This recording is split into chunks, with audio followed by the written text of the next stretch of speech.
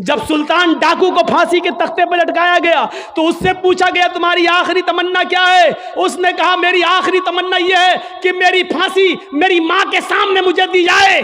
उसकी मां को बुलाया गया, कहा तेरा बेटा तेरे आंखों के सामने मरना चाहता है। सुल्तान डाकू की मां की आंखों में आंसू आ गए।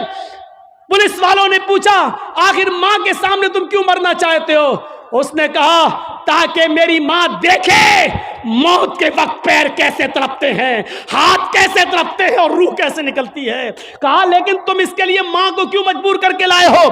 फरमाया पुलिस वालों तुम नहीं जानते हो, जब मैं 8 साल का था 10 साल का था मेरी मां ने मुझसे एक अंडा मंगवाया था। मैं एक दुकान पर गया था, मैं अंडा लेने गया था लेकिन एक अंडा मैंने चोरी कर लिया था दुकानदार का और मैं उसको अपनी जेब में भर लिया था। फिर मैंने उसके पैसे नहीं दिए थे, वापस आ गया। मैंने जब वो अंडा अपनी मां को दिया और पैसे भी वापस किए, मां ने कहा क्या हुआ अंडे वाले ने पैसे नहीं लिए। मैंने कहा नहीं मैं अंडा चुरा लाया हूं। तो मेरी मां ने मुझे थपथपाया था कि बेटा हम लोग गरीब हैं, अच्छा किया तूने ये पैसा बचा लिया, किसी और काम आएगा।